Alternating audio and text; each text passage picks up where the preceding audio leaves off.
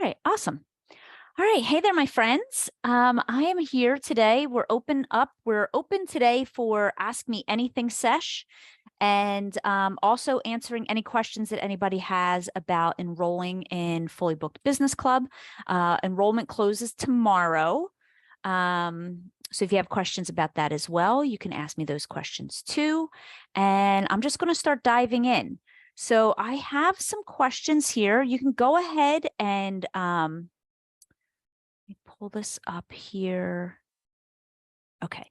Go ahead and there's a Q&A button down at the bottom of the screen. You should have a Q&A box down there. So just go ahead and start putting your Q's in, and I will pull out my A's. And I'm just going to make sure before I start answering them that we are streaming and we are good. So it looks like we are. Okay. Just want to double check. Amazing.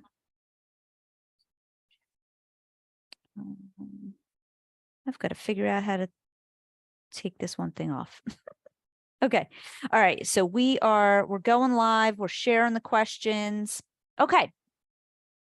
So, all right. So I'm just going to start diving in. So, question number 1 was submitted by Sonia. Sonia asked how to stand out from the other concierges who offer the same type of services I provide in the same area. So the first thing I want to say about that is, one, just making sure that you're not approaching the other people in your area as competition. Instead of thinking of people as your competition, think of them as your collaboration, right? So, and the reason why I say that is because when I first started my business, there used to be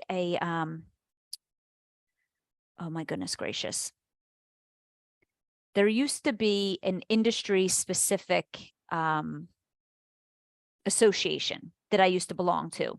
And while I was part of that association, I also was like the Northeast Regional Chapter President for the association for the concierge industry. And I would do trainings for people, because this was way back in like 2011, because I was having success in my business faster and more so than a lot of other people that had been in the industry for years. And it really came down to my marketing. So back then I would host like events online, and this was back when I would do like events over the phone. Anyway, those were the days, right? Way before Zoom. So what happened though is there were a bunch of us that kind of like, I lived here, and then there was somebody else who was starting their business too, and they lived in like the town, like one town over, and there was somebody else that lived like one town over here, and there was somebody else that lived like one town over there. And I could have thought about all of those people as competition, but instead we just actually thought of ourselves as like this pod that had the ability to serve clients between here and here. And there were 4 of us that were in here. And so we built relationships with each other.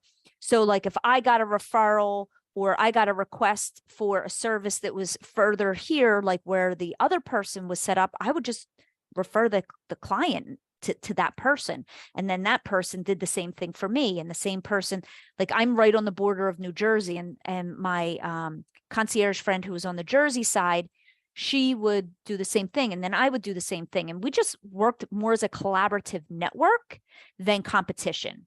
So that's like the first kind of thing I just want to, just say. And then when it comes to your marketing, and this comes to anybody who's marketing at all, is like, what is your unique selling proposition? So that's fancy word for like, what makes you stand out? What makes you different, right? So for example, if I went to a networking event and I met a realtor on Monday and I met a different realtor on Tuesday, I'd be asking them like, what sets you apart? Why are you different in the industry? What is your specialty? And then I would make my hiring decision based off of their answers, because one of them probably is a little more, I don't want to use the word qualified, but a little more in alignment to maybe the services that I needed from that person. Okay. So what makes you stand out? And don't stand out by pricing. Like, never do that, because then what you're trying to do is you're trying to undercut. And like, I see people do that. It's like, let's say the concierge down the road is charging $50 an hour, and then you know, somebody else comes into the market. I've seen this, and it ends badly. And then somebody new comes into town, and so they charge, I'll just say $30 an hour. And then the thing that they start marketing is, I'm so much cheaper than the other game in town kind of stuff. And that's just bad mojo. It's just like, think of like from a karmic perspective, it's just bad. I literally watched this happen to somebody a couple years ago, where somebody had a really strong standing. She was one of my students for years. She had a really strong standing in the community that she was in. Somebody else came into her town basically and undercut her. Like, the person that started new was charging like a third of what my client was charging, and used that as their marketing tool. And it turned around and bit them in the bum, because they were just positioning themselves as the cheaper service, right? As the cheaper product. So never, ever differentiate yourself on price. So the way that you can help yourself stand out is like, who are you? What experience do you have? Like, why did you get into this business? And market from your heart. And when you market from your heart, your marketing will automatically be different, unless they're a student of mine. And then their marketing will be a marketing from heart. And then also, just don't use somebody else's business that's in business in your area as proof of anything. I see this happen a lot too. Like, because let's say you found a business, and I don't know specifically, like, I don't know all the details here, but let's just say specifically that you found somebody online, and you found somebody who, you found their website, and they have a website, and they've got some testimonials on there and stuff. And like, you are making assumptions that 1, they're busy, 2, they know what they're doing, and 3, that they're profitable, right? And then you start making decisions for yourself and your business based off of assumptions that you're making about that other company.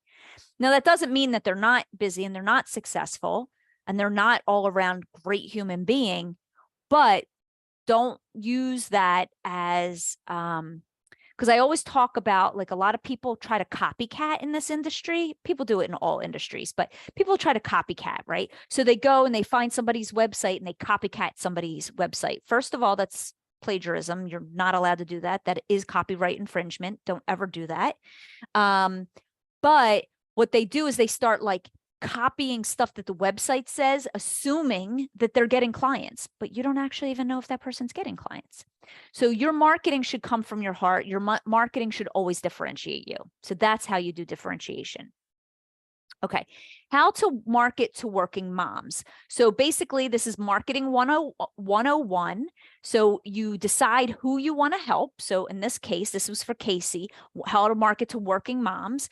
So you want to market where your potential clients hang out. So where will you find working moms? But not just working moms, but working moms that are a good fit for the services that you want to offer. So a lot of people get started in business and they don't think about, one, you want to think about who you want to help. And then the next thing you need to know is, like, what are the services you want to offer? And you don't have to have it be like everything. And sometimes it's really hard to figure out, like, the services you don't want to offer. So, or the services you do want to offer. So what you do is think about the things that you don't want to offer. Like, maybe I don't want to do anything with, like, some people get in the industry and they end up like babysitting kids, and then they lift up their head and they're like, this is not what I signed up for. But you didn't tell people no when they called and said, hey, will you babysit my kids? Will you come clean my house and pick my kids up at the bus stop every day? Right? Will you drive my kids to soccer practice? Right? Like, you really need to know what are the services you want to offer. So one, who is it you want to help? So it's these working moms. And then who are the working moms that would be a good fit for what you want to do? Okay. And then in your marketing, you want to like call them out. And by calling them out, I don't mean like shaming people, like you have to hire help. You should hire help. Why are you doing this all your own? You need to have somebody be your second wife. I mean, I see really aggressive marketing out there. Like, don't call people out like that. It's like calling them in. Like, instead of calling them out, call them in through your marketing. So like, how can you help them? What does it look like to hire you? And most importantly, don't market to like, I help everyone with all the things, because then those working moms are never going to think, they're not going to necessarily know that you're like trying to call them in. So getting clear on your marketing. This is stuff that we do really in a lot of detail and fully booked. So again, if you are struggling with marketing and being clear in your marketing and how to approach and attract these right fit clients, definitely get yourself in there, because that is where you will learn exactly how to do this. Melissa asked, how would you differentiate between you and home care agencies who do similar concierge services? So again, this is a question that I get asked a lot. So the question I'll ask you is like, how do you help interact or connect with your clients that is different than a traditional home care? And do you know someone who has used home care, and what was their experience like? And how would working with you be different? And then you use that stuff inside your marketing. That is how you differentiate. You differentiate yourself. First of all, you have to start telling yourself, I am different than traditional home care. And then source your own mind, your own knowing, like, how am I different than traditional home care? And that is the beginning of you being able to differentiate yourself, and then believing it, right? Stop believing, right? Because what happens is a lot of times people who offer senior concierge services, and then they have home care agencies that offer similar services, you will look to them as your competition. I never looked at home care companies as my competition, even though offering senior concierge services, because there were things that the home care agency would do that I would not do. ADLs, bathing, transfers, transport, driving people to doctor's offices, hygiene care, medications, medication reminders. Like, those were all things that I would never do. So I actually aligned with home care agencies, because when I would get calls, and I have a very specific process that I would go through on sales calls to find out if that client was a right fit for me, very specific questions that I ask. And then based on the questions that I asked, the answers I was giving, some of them would be red flags. And I'd be like, listen, these are the things I can help you with. These are the things that we don't do, but don't worry, I got you. Let me refer you to somebody that I trust who owns a home care company, right? So thinking of home care companies as not your competition, again, more as your collaboration, but also being able to clearly differentiate yourself in your marketing. What does make you different? How do you stand out? How is working with you different than hiring the home care agency? And mine your own brain for that. And I want to mention too, like, here's what I see. This is what people do. I did the same thing in the beginning. Let me grab a quick marker here. This is the same exact thing that I did in the beginning. I thought all of my clients, everybody I met, I thought everybody that I met was an ideal client. And they weren't. And they weren't hiring me either, right? Because they weren't all necessarily an ideal client. So I'm going to show this to you. Oftentimes, if you've ever heard about percentages of conversions, right? Like, a lot of people use conversion rates as something that online businesses talk about all the time, but it's also relevant in offline businesses as well. And when you're starting out, this percentage increases. It increases the clearer you are in your marketing. It increases the clearer you know how to call in the right people. Again, this is like, I go into detail in this stuff in Fully Booked. It's way too much for me to try to explain in 1 hour. But it's like down to the core, in the very beginning, if you are talking to 10 people about hiring you, oftentimes 1 out of those 10 will be a yes. It's a 10% conversion. That means 1 person out of 10 people that you talk to about your services will be a yes. Now, mind you, not talking to them per se, but people who might be interested in or curious about your services and what you do. And then, of course, that percentage goes up 20, 30, 40, 50%, and can become higher based on how good you get at your marketing, because conversions, increasing your conversions and sales, to increase sales, the way we do that is 75% of your sales is actually done in your marketing, which is why you have to learn marketing. You have to learn good marketing, and you have to learn marketing that's easy and does not cost you money, because ads and all that bullshit does not work in this industry. So what I see happen out there in the world is you have your little business over here.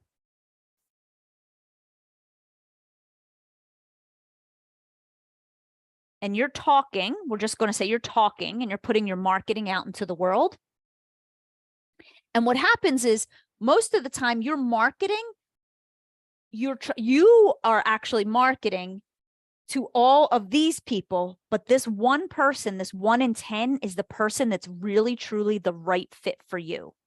This is the person that you really want. This is the working mom, right? This is the working mom, and this is the busy mom. And this is, right? Like, is it working mom with kids or working mom without kids? It doesn't have to be either or, but like what happens is in our marketing, we'll be talking to the dad and the seniors and our neighbors and the working mom who doesn't need help, and the working mom who's a little bit of a control freak and doesn't want to ever let anybody into her world. The stay-at-home mom, right? Do you see, like, what happens is we market, and we end up marketing to everybody instead of really honing in and getting clear and clearly marketing to that 1 person. This is your 1 in 10. This person is your 10% conversion. And then over time, again, as you get better at speaking to that 1 person, then what happens is you end up converting and easily sell to 2 people, 3 people, 4 people at the same amount of time that it would take for you to convert to 1. So market to the 1 in every 10 instead of trying to market to the 9 out of 10. And then again, I know I keep referring to this, but I so believe in my program. My program is proven, and the people in the industry that are killing it have come through my program. So inside the program, I give you examples of marketing that actually speaks really clearly to how you are different. And I have specific marketing pieces that you get to use for yourself, and then you just tweak it to really like make sure that it's in alignment with you. That really shows you the differentiation between home care and offering senior services. Okay. Amy asked, hi, Kelly, I'm not ready to start yet, but should I schedule appointments for next day and charge more for same-day service, since most will want their services done now? I'm wondering how to schedule services. Thank you, Amy. So the question I actually want to come back to you for is people who want to like get stuff done now. Is that the business that you actually want to run? I am telling you right now that there is a ginormous amount of humans out in the world who do not expect you to do things now. That's just like a thought that's like running rapid in your brain. And I'm going to encourage you right from the beginning to let go of that thought, because if you are trying to build your business from that primary thought that people want stuff done now, everything in your business is going to be run on that scarcity of time. Everything in your business is going to run like it's a priority right now. It's going to feel very unmanageable. It's going to feel very boundaryless, right? So I really, really want to encourage you to let that thought drop first before you do anything else. Okay. The same way when I was hiring my first helper, I literally thought nobody out there wants to work part-time. Like nobody out there actually wants a job working part-time and making $10 an hour from home. So of course I wasn't going to be able to find anybody who would work for $10 an hour working for home part-time with no guarantee of hours. Of course I couldn't find that person because I didn't believe that that person existed. So you really need to change your thinking first. Now I'm going to follow up with that is what do you think why do you think those are the only clients that are available to you? And then my recommendation would be to create a schedule that fits your world. Okay, so what would an ideal schedule look like for Amy? If Amy were to sit down and say, these are the days I want to work, these are the days I don't want to work, this is the time of day that I want to work, this is the time of day I want to stop working, and then also know like so you're going to decide that first, like what hours am I going to give to the business? And then, which is part one of the fully booked process. Part one of the fully booked process is deciding what fully booked looks like for you, and then deciding ahead of time what hours you're going to give to the business. And then keep in mind, you're also going to need time, especially in the beginning. Let's say you say, I want to give my business 32 hours a week. That's what I did when I left nursing. If you have those 32 hours a week, in the beginning, those 32 hours a week are not going to be full of clients. This is the mistake that everybody makes. People are like, oh, I'm going to open my business, and all of a sudden my schedule is going to be full of clients. That's not normally how it works. So that 32 hours a week that you have available that you want to commit to building your business, you need to use that time for marketing. Use that time to go out there and market for the clients that you do want to have. And then as you get busy, you'll be plugging in clients into that schedule that you've already decided ahead of time, instead of allowing clients to be like, I need this done today. Now, if you have clients that you already have a working relationship with, or they call you and they're like, hey, I know it's last minute, can you do this for me? Yes, absolutely. If you want to add a priority charge for last minute requests, of course you can do that. If you do that, just make sure that it's written in your contract and in your policies so that when you're bringing on new clients, they know what that is. Okay. Lindsay asked, how do I get more clients? The ones I do have are great repeat clients, but I have tried Facebook ads, Nextdoor, local networking events. It is slow right now, and I have no clue how to target higher end clients because advertising isn't it. Correct. And I say that all the time. Advertising is not how you're going to get your clients. So for you, the first question I would ask you, Lindsay, is who are these higher end clients and why are they your target? So are they your target because that's who you really want to work with, or are they your target because you think higher end clients have more money to spend? Okay. You have to really be honest with yourself, because if you're not honest with yourself, you're not going to know why you're not attracting the right clients. Okay. Then where would these higher end people go to get referrals? Like if these higher end people needed a helper, right? Depending, and I don't know what services you offer. Let's say you offer general concierge services. Then if you're hiring if you offer general concierge services, like where might those higher end people go to ask, hey, friends out there in the world, do you know anybody that can help me run my errands? Like, where would they be going for that, right? For example, like if those people were looking for a plumber, how would they find a plumber, right? Start thinking about that. The other thing is, I will tell you things like, so first of all, Facebook ads, bad idea. I don't know who told you to do that. Bad idea. The other thing, local networking groups. Are you going to your local networking groups expecting to get clients at the local networking groups, or are you going to the local networking groups to market your business at the local networking groups? Two very different things. Again, We teach you on this in Fully Booked Business Club. I teach you how to do networking and how to use your networking, no matter what networking groups you're going to, how to use it to get clients, because most people are using their networking groups in the wrong way. And then you said Nextdoor, and Nextdoor is like the 2020s version of Craigslist when I started my business. Craigslist was like the big thing. People would go on Craigslist. I will tell you though, the same thing on Nextdoor as on Craigslist back in 2010 is that a lot of people who are often searching on these platforms are really looking for like the cheapest thing out there possible. Like, who can I hire for $10, right? So that, and if you're looking for higher end clients, they're likely not hanging out there. They're also likely not hanging out. A lot of people will like sign up for these big like community fests where you have like tables and stuff. If your high-end people, are they hanging out at community fests on a Saturday? Probably not. They're probably golfing, or they're out taking the kids somewhere, or they're going out to eat, or they're traveling, or they're going to plays, right? They're not normally spending their time. You really have to get into the mind of those clients. All right. Woo. Let me grab some water. I'm on fire here. This is like rapid fire. Okay.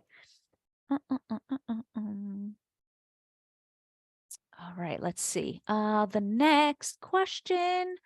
I don't know if I'm pronouncing your name correctly or not, but Doral. I have a senior residential cleaning service starting. I was just focusing on the cleaning. Do you think I should now change my business model to include other services? No, do not do that, because you're going to start from the gate. You're going to be confusing people. You're going to have two mixed messages. You're not going to be focused your marketing on cleaning, residential cleaning for seniors. You're going to be like trying to market your residential cleaning for seniors and all these other things, right? Which again becomes a big mishmash in the marketing world. I use this example a lot, and it's true. I met a gentleman years ago at a networking event. He was at a networking event, and I asked him what he did, and he gave me 2 business cards. One business card, he was a dentist. He was a local dentist, and I want to say that he might have even done dental surgery. I think he wasn't just like a traditional, he didn't do just traditional dentistry. I'm pretty sure it was like dental surgeon. Okay. So he was at a networking group for that, which my first question was, if you're a dental surgeon and it's 9 a.m. on a Thursday morning, why don't you have office hours right now? That was my first question. My first question was, how come this guy's not fully booked? Then he hands me the second card, and the second card was that he offered college placement services for high school students to help place them in colleges. 2 very different things. So when I was approached by him and he was telling me, immediately I was like, I wouldn't hire him for either of them, because he obviously doesn't like being a dentist and doing the dental stuff that he does. So why would I want to hire somebody that doesn't like what they're doing? And then the secondary business that he has, why did he start the secondary business? And if he loved this business so much, why did he let go of the other one? Now, he could have been in transition, which many of you will do the same thing. You might be in transition of a business model. You might be in transition of a job to becoming an entrepreneur. But when he's out networking, he would have done so much better. Like if he would have shown up at the networking group, like what was the business he wanted to grow? And if that was the college placement stuff, then he should have just presented himself as somebody who offers college placement services. And at the time, I was actually helping my son find colleges. And the way it gets done today, I was brand new to the game and I had no idea how to navigate it. And I could have considered hiring him. but I didn't because he presented two different businesses to me. So don't do that. Don't confuse it. Become known for that one thing that you want to do. And I love actually that you have this niche to it, which is senior residential cleaning service. That will just market. You'll be able to market that so much faster just with that clarity alone. Because remember, anytime that you are confused about your business, when in your selling, those people will also be confused. Okay. Good question. All right. Let's see. What is next? How do we know if someone is starting in our area?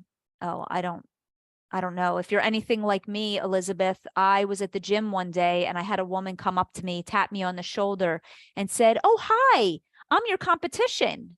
And I was like, "What?" And she's literally tapped me on the shoulder at the gym, picking the kids up from gymnastics. She's like, "Hi, I'm so-and-so. I'm your competition." And I was like, "Excuse me?" She was like, "Oh, you're the task person, right? Your task complete?" And I'm like, "I am." She's like, "Yeah, I just started my business. I'm your new competition." I was just like, "Okay, girl, get down with your bad self." She was in and out of business within 6 months. So what does it matter? Like, who cares if other people are starting in your area?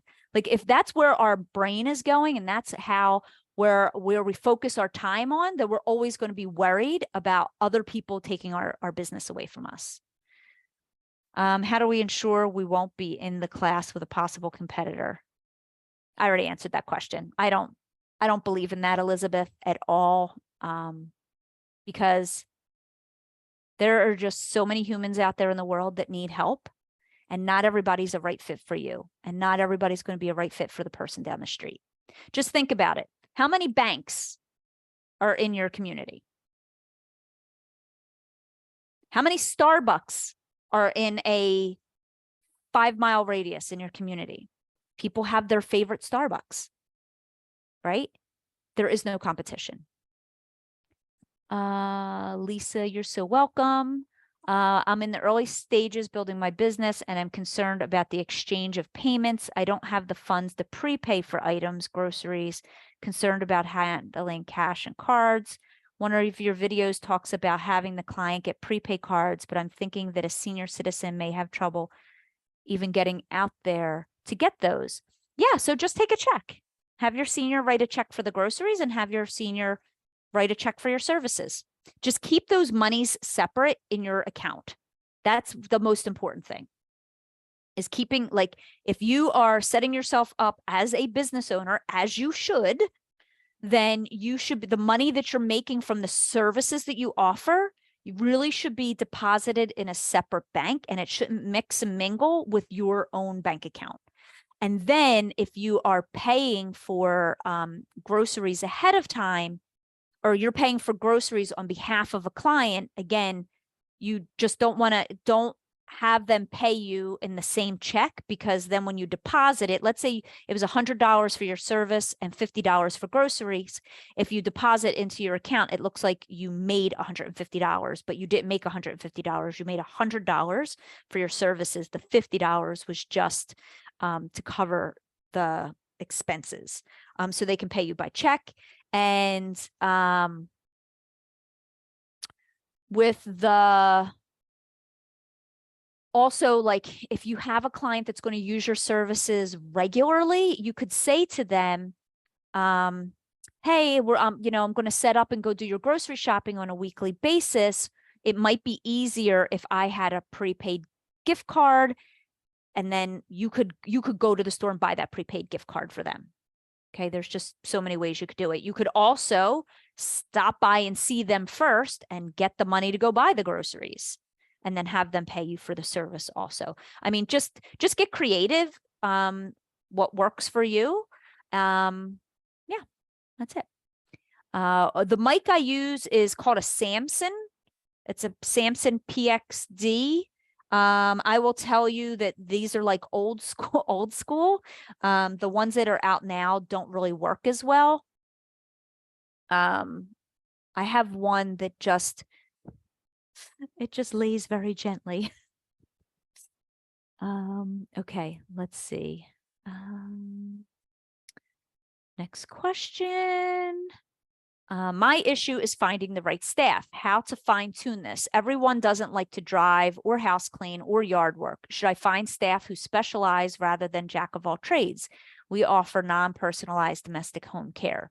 So again, your issue isn't finding the right staff. It's getting clear on the staff that you want and marketing for them. Like hiring right fit team is just like marketing. It's just like marketing. It's marketing for your right fit team the same way you would market for your right fit clients. And then asking specific questions in your hiring process to see if they're a good fit and how they align with the services that you're offering, and then how they align with the clients that you have and the clients that you want to take and work and take care of or work with. So so I have a process. I teach it inside 100K Club that my students use to hire team all the time, and it works every single time because people waste so much time when they don't know how to hire people properly. And it's way beyond just like hiring, like where you're going to put your ad out.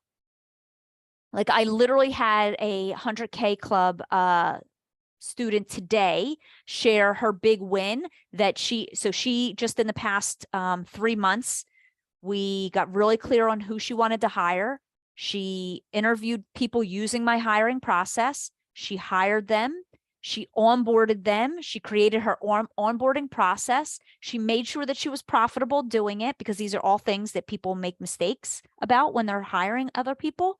And she's having her first team meeting tomorrow that I helped her, like I gave her a framework for how to run a team meeting, and she's so excited. And she literally is like, I don't believe I get to have a business like this and love my team and take care of my team in this way. And I get to build my business and my team on my terms. It is so good. But you have to stop. Again, this is like a mindset thing. This is like, your issue, like I can't find the right people is not your issue. Believing that the right people exist, you have to change that mindset first. Then another question. I have a personal concierge business. This is for Larica since July of 2022, helping busy working professionals. I've been marketing for a while now, and I believe I may have to change my marketing in order to build my clientele base. What would you suggest I do in order to build my clientele? So if you've been in business for over a year, what marketing have you done? And then do an evaluation on all of the marketing that you have done. What worked, what didn't, and what will you do differently moving forward? Also, what clients do you have? What do you like about the clients that you have? What would you change about the clients that you have? How did you get those clients? What were the thoughts and beliefs and the actions that you took to get those clients? So I would start there, and then definitely I would look at upping your marketing game and making sure you're hitting all the marketing communication channels and all the marketing communication points. And what I mean by that is not social media channels. Like this doesn't mean you need to be on LinkedIn and Facebook and Instagram and do TikTok videos and have reels out there, but it is about communicating in a variety of different channels through your marketing to get the attention of the people that you want to ultimately help. And so again, if you've made less than 20K, I would recommend you join Fully Booked, and we can solve this problem really quickly for you. Okay. All right. I think I got through all of the questions. All right. Any more last minute questions before I wrap us up? All right. I think I nailed them all. So if marketing is what you're struggling with, again, join us in Fully Booked Business Club. Whether you're just starting out, you started and you're getting ready to market, you started marketing and you don't quite have the results you're looking for, Literally, it's one of the best investments you could ever make in your business. It will save you so much time. It will save you so much money. Like the person who's already invested in things like Nextdoor and Facebook ads and all that, like think of all the time and money that has already been wasted and how much not knowing how to market is costing you.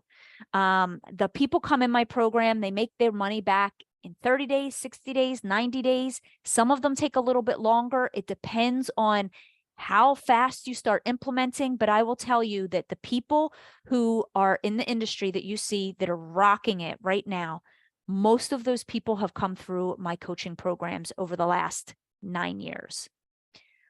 I had somebody at my event last year.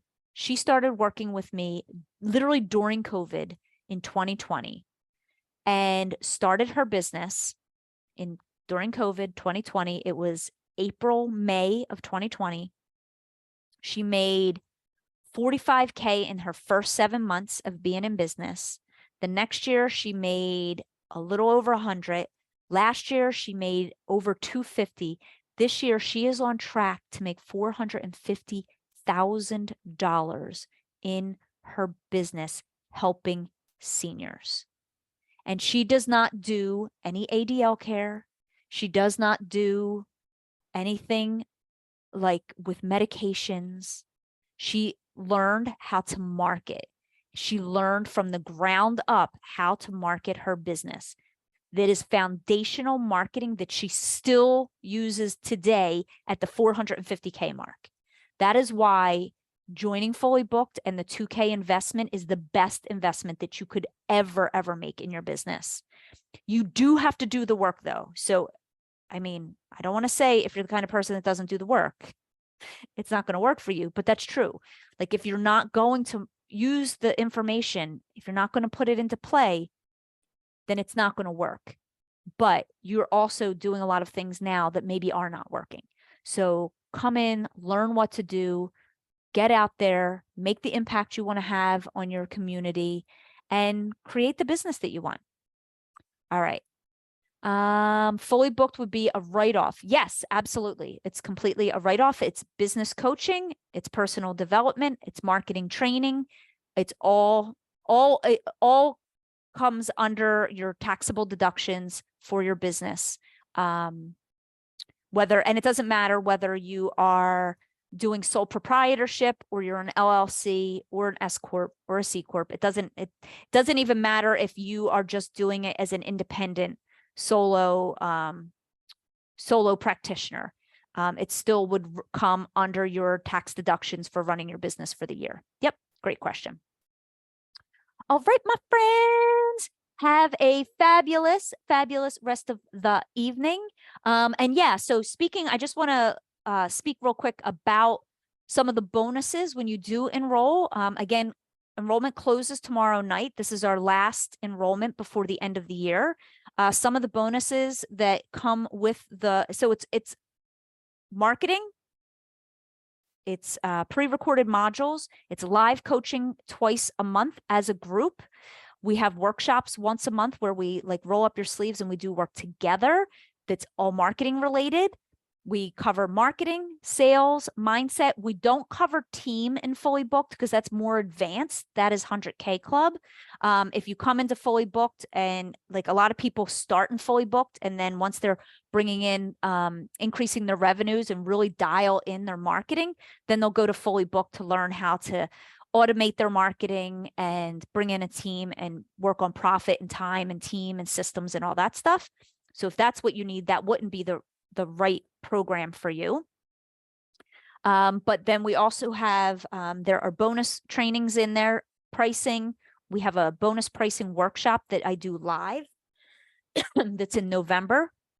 So any of your pricing questions, it's just on pricing. You'll watch the pricing modules. You'll come to the call and I'll help you map out pricing, packages, your memberships, how to write up your memberships. I run a marketing during the holidays training that we do. That's also happening in November. So that is done live as well. That's a bonus that you'll get when you enroll before doors close tomorrow night.